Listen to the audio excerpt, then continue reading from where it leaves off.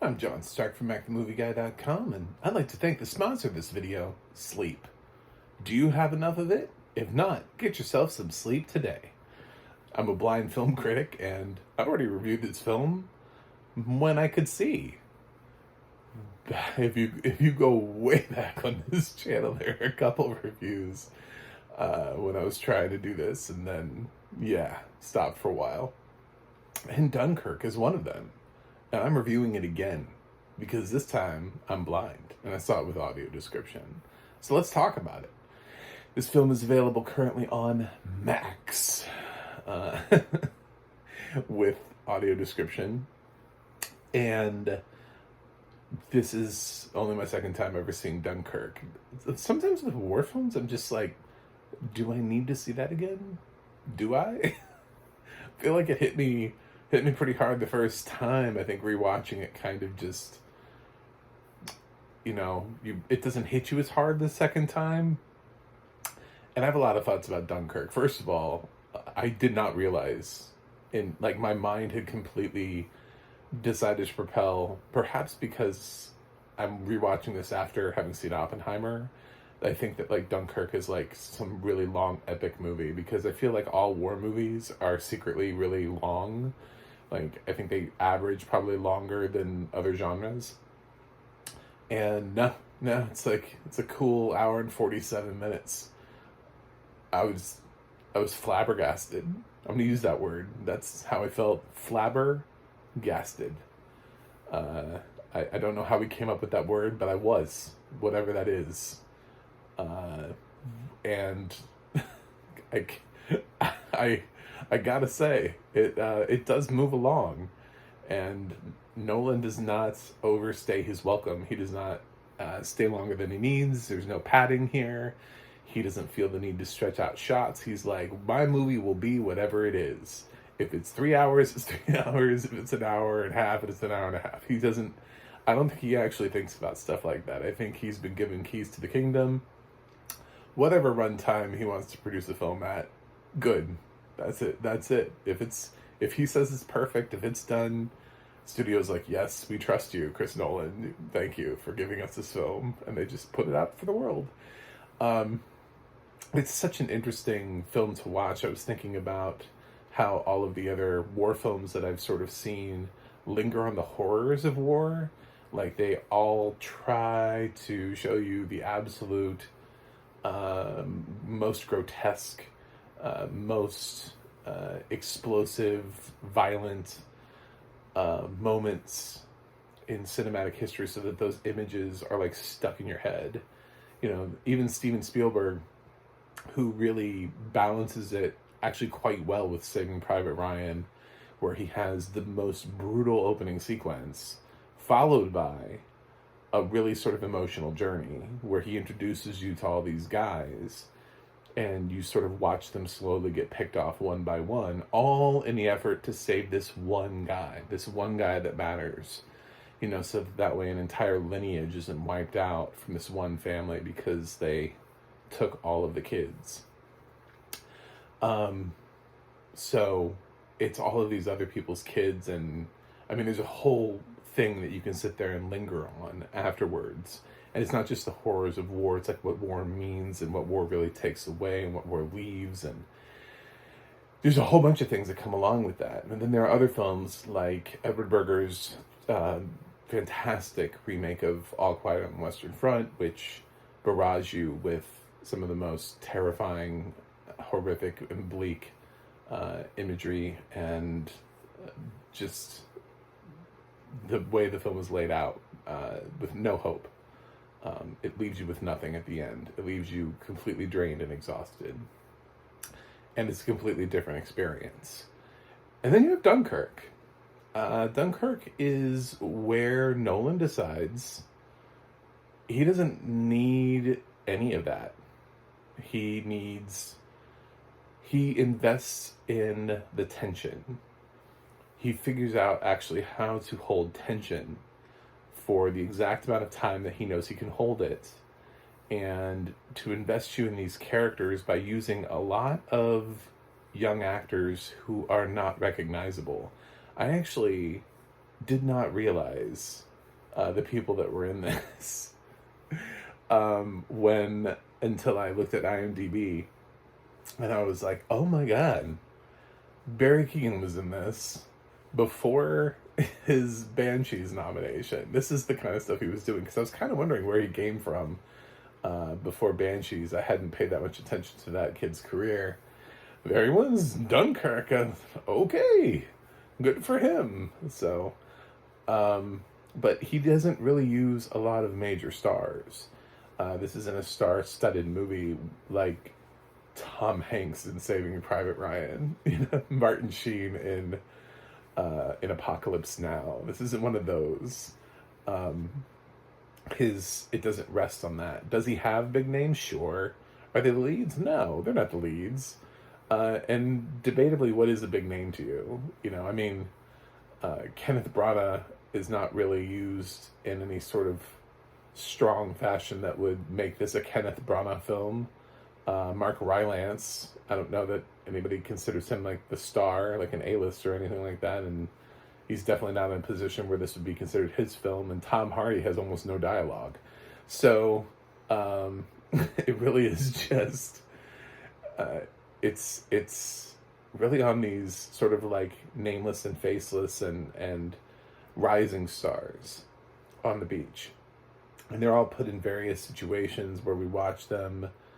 It's a little bit of horrors of war and a little bit of the world is closing in on them. They're all put in these tense situations of will they survive, will they not survive, and they're all over the place too. Some of them are floating out in the water waiting for a boat. Some of them are inside of this vessel trying to figure out a way out and getting shot at and trying not to drown and a whole bunch of other things. And then you have the people, the pilots in the air who are willing to stay there and fight until their actual plane runs out of gas. It's so much tension, and he holds it through the whole length of the film, and that's why the film is as short as it is because that was how long I think he felt he could reasonably hold that tension without needing to start blowing people's faces off. It's not that bad things don't happen to people. It's war, and he does do a realistic depiction of it. He just doesn't feel the need to show you, like in Saving Private Ryan, that guy that's like holding his intestines. He doesn't need to do that in Dunkirk. That doesn't need to happen. So, it's definitely far more about the scariness of just being in the moment and the terrible things that happen in war. And it definitely had me thinking, there are aspects of my life that I hate. I'm not a big fan of not being able to see these movies anymore and having my blindness thrust upon me halfway through life. But at least I wasn't set on fire in the middle of the ocean by an oil spill fire. It really does kind of make you go, oh, well, I have air conditioning, and I'm not in this situation, so I guess I got it pretty good. It's not my favorite Nolan film, but again, I think Nolan likes to challenge himself by proving that he doesn't have a thing. I think Nolan people think he has a thing. I've heard a lot of people will refer to him as a sci-fi director. I don't think that that's really fair.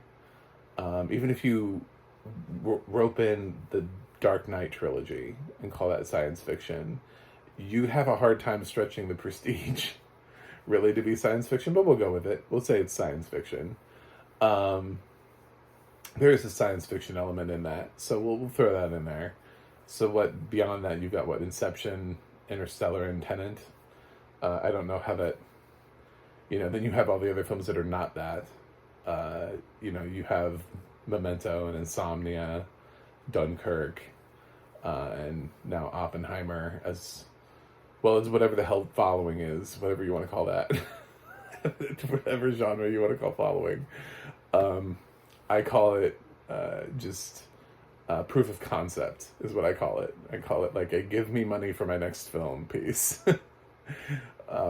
Look at what I can do with a little bit of money. Just give me more of it, and I'll deliver even more.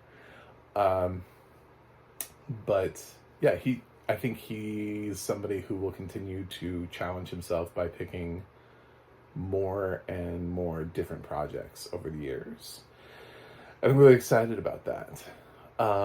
Dunkirk on the second time through was fine. I like the film. I think it's a good film. I think it's a great film. I think I gave it an A the first time. I don't usually go back and try to, because I don't want to have a preconceived notion. I think that's where it was, and I'm inclined to go that same way again. I don't really have a problem with the film. I think it's got a lot of really strong moments and character work. I think it's perfectly cast. Nolan has a team of people who I don't think you can find a fault in.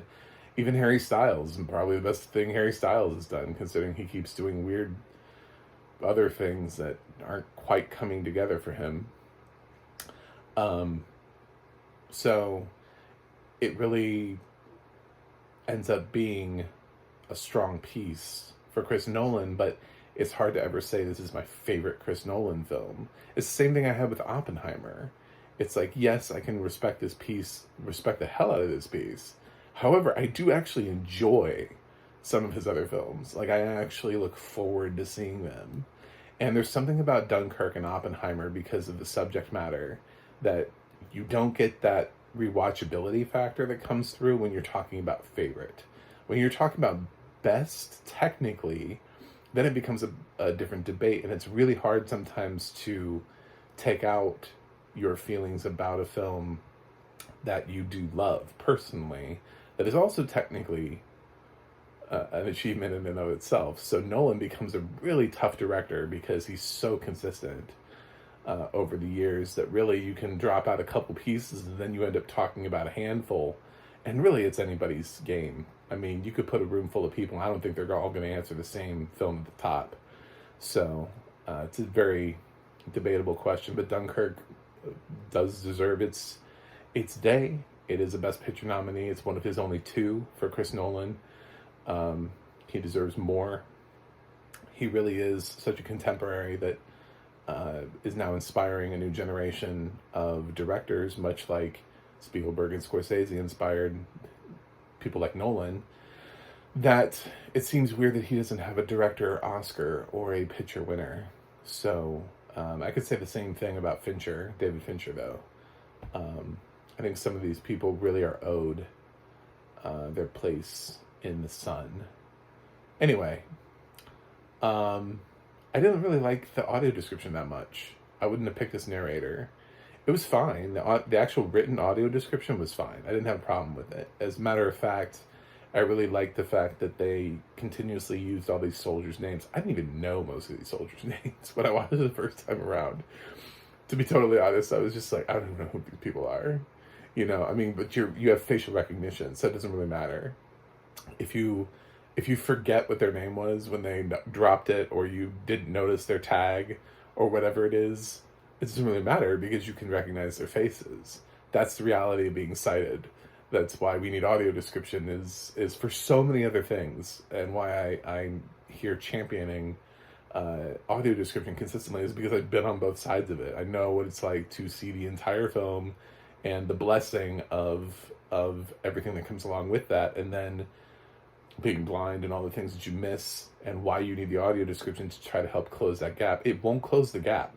It doesn't. It does not close the gap. What it does is it makes it as accessible as humanly possible and brings a film as close to a visual experience as possible. There are things that we'll just never be able to talk about in audio description. You know, we'll never be able to capture the cinematography. I have yet to hear a narrator talk about color grading. I've yet to hear a narrator talk about that. Yes, we get some stuff about costumes, and obviously when makeup is extreme one way or the other, we hear some stuff about makeup. But often we miss out on a lot of the nuanced stuff. You know, when it's of a time period, we miss out on hairstyles of the time period, and you know, just general makeup. to make somebody maybe look a little bit different or a little bit older than they actually are, or even a little bit younger than they actually are. So, there's just so many things about audio description and why we need it and why it's so imperative that it be on every single thing, and why I'm not going to stop doing this until I get it on every single thing, and why I'm not going to stop annoying everyone until I get it on every single thing, is because it's having somebody else choose what you can and cannot see. Being part of a marginalized group is really dehumanizing. So thankfully Dunkirk has audio description. It's not that she's a female, it's that she seems like she can't be bothered by this film. It's a very tense action film, and at no point does her voice really rise or fall. She doesn't help the tension at all. She doesn't really do anything for the film. So I would not have picked this narrator. Max is hosting the British audio description, which is great because that's what this film is about. This is one of those times where I don't question the British audio description, where I'm like, I totally understand why it's a British audio description. Even if I had seen this in an American movie theater with audio description, if it was British, I'd have been like, well, of course it is. I'd be like, why is there an American version of this? But it's just not there's nothing happening in her voice. I've heard the narrator before, and she's fine in other projects. She's just here. She'd be great for drama. Like, I'd love to hear her do Downton Abbey. I'd love to hear her do Bridgerton, stuff like that. That's fine. I mean, there's a whole bunch of things that she'd be really good at. Putting her on Dunkirk was an absolute mistake. That was a total fail. There's nothing happening here. It's just simply narration. She's the only thing that's different between her and TTS is that it's clearly a human, and not so it doesn't sound robotic, because some TTSs sound really terrible. That's really the only plus. Otherwise, she reads it like TTS. So there really is nothing to this performance. Sorry. That's what I'm here to do, is talking about audio description, making it better, and getting on everything. And I can't just act like every single audio description is the most amazing thing in the planet. I was just very underwhelmed by this audio description. So, but on the narrator side, not the written part of it. So, yeah, I'm gonna continue onward and upward with Dunkirk. And I know this is the second look. I've already seen this film before, but I'm going to give Dunkirk an A once again. So I do think this is a great war film, and I think it's a war film that it would be a nice starter film. Like, if you have kids and you're not really sure where to start them, there are some war films that linger on the topic without diving headfirst into violence and gore. Dunkirk being one of them. Another one would be like Bridge on the River Kwai. I think is a really great war film without, that does kind of focus on terrible things that happened in war without necessarily the flourish of being able to use your, I don't know, makeup team or visual effects team to haunt people for the rest of their lives. We'll go with that. Anyway, thanks for watching. Thanks for subscribing. And remember, #describe it to me. I'm still trying to get people to do that. Encourage other film YouTubers and content creators to talk about audio description. See if they'll review a film with audio description. If you're a big fan of theirs, if you communicate with anybody else who hosts another channel, talk to them and say, hey, I'd really love for you to review a film with audio description. If more people talk about it and more people are aware of it, more people will use it, more people will then put the pressure on companies and streaming services to make sure that all things include audio description. It all helps in the long run. I have a website, macthemovieguy.com. You can follow me on Twitter, Instagram, or Threads at Mac the Movie Guy. Yes, I'm going to continue to call it Twitter. I'm not convinced X is a thing until, for a few months, I'm going to keep calling it Twitter until I'm sure they're not changing the name. Remember when Netflix changed their name to like Flickster or something like that? I'm not, it's because of stuff like that. I don't immediately go, oh, it's X now. This thing that's been around for so long it's not, it's X. Yeah, I'm gonna wait just to make sure that it sticks.